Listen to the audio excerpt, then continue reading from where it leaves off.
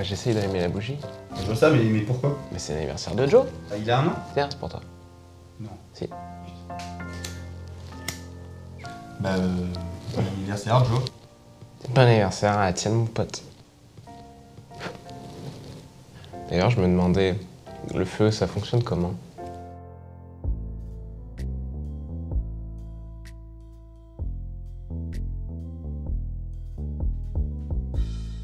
En fait, le feu, ça marche grâce à ce qu'on appelle le triangle du feu. Là, on dirait le nom d'un film d'action. J'avoue, le triangle du feu, avec Emily Blunt. Et Jason Statham. Bon bref, le triangle du feu, en fait, c'est le fait que le feu, il a besoin de 3 éléments pour pouvoir fonctionner. Il a besoin de comburant, d'un combustible et d'une énergie d'activation. Ok, bon déjà le combustible c'est facile, c'est comme ça peut être du bois. Exactement, le bois c'est le plus connu des combustibles. Le combustible, c'est ce qui va porter la flamme. T'as le bois, t'as le charbon, t'as l'essence. Et ensuite le reste?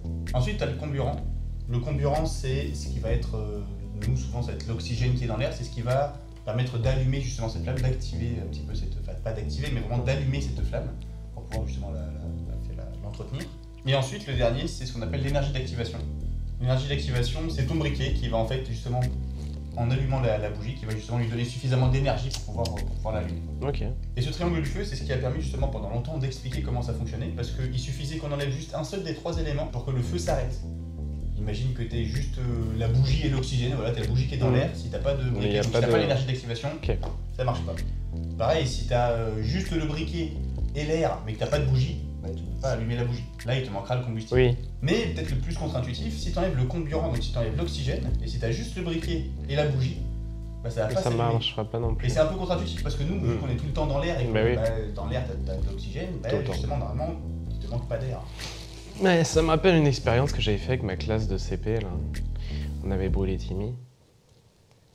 On avait allumé, on avait pris une allumette, on avait allumé Timmy, on l'avait regardé brûler un petit peu et puis après on l'a étouffé.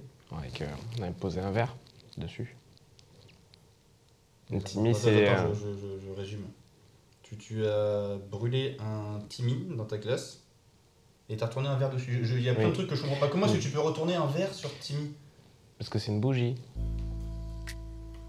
Timmy la bougie. Ouais, c'est ça. Putain, Timmy la bougie. J'aurais dû y penser avec Joe le toucan. T'en as d'autres comme ça? Ouais, il y en a plein. Il y a Gégé le tabouret, il y a Bruno le tableau, il y a Géraldine. Aussi. Au premier rang, je peux pas la voir. Ah, c'est une élève. Ouais, elle arrête pas de parler tout le temps. Okay. Enfin bref. Ouais, donc au final, grâce à Timmy, t'as réussi justement à montrer qu'en enlevant l'oxygène, tu as pu éteindre la flamme. Exactement, on a brisé le triangle. Donc ce triangle du feu, c'est quand même, il explique quand même vraiment pas mal de choses justement sur les flammes, mais c'est une version qui est un peu ancienne. Maintenant, on parle même plus de triangle du feu. Maintenant, on parle de tétraèdre du feu. Ok, donc il y a un autre élément qui s'est rajouté.